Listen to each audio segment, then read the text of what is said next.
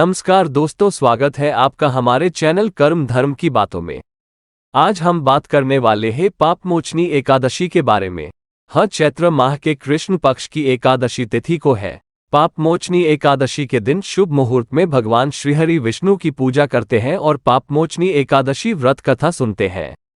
इस व्रत को करने से पिशाच योनि से मुक्ति मिलती है और पाप भी मिट जाते हैं। पूजा मंत्र: ओम नमो भगवते वासुदेवाय। पापमोचनी एकादशी व्रत और पूजा विधि: 1. प्रातः स्नान करने के बाद सबसे पहले सूर्य देव को जल अर्पित करें। उसके बाद पापमोचनी एकादशी व्रत और विष्णु पूजा का संकल्प लें।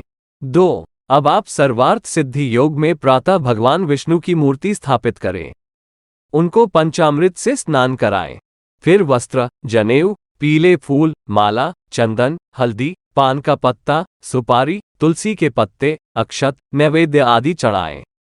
3. अब धूप, दीप, गंध आदि अर्पित करें। विष्णु चालीसा और विष्णु सहस्रनाम का पाठ करें। फिर पापमोचनी एकादशी व्रत कथा सुनें। भगवान विष्णु से पापों से मुक्ति देने की प्रार्थना करें।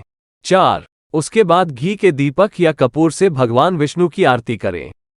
सबको प्रसाद वितरण करें। 5. रात्रि के समय में जागरण करें। अगले दिन सुबह स्नान ध्यान के बाद विष्णु पूजा करें। अपनी क्षमता अनुसार दान करें। फिर पारण करके व्रत को पूरा करें।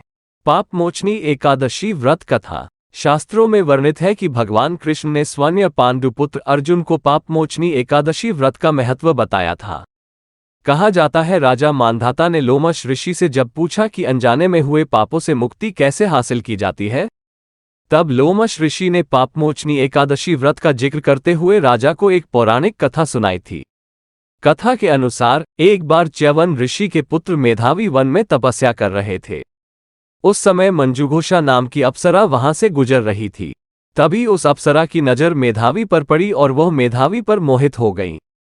इसके बाद अप्सरा ने मेधावी को अपनी ओर आकर्षित करने के लिए ढेरों जतन किए। मंजुघोषा को ऐसा करते देख कामदेव भी उनकी मदद करने के लिए आ गए। इसके बाद मेधावी मंजुघोषा की ओर आकर्षित हो गए और वह भगवान शिव की तपस्या करना ही भूल गए।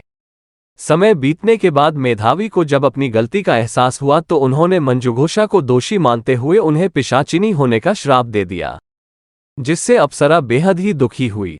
अप्सरा ने तुरंत अपनी गलती की क्षमा मांगी। अप्सरा की क्षमा याचना सुनकर मेधावी ने मंजुघोषा को चैत्र मास की पापमोचनी एकादशी के बारे में बताया।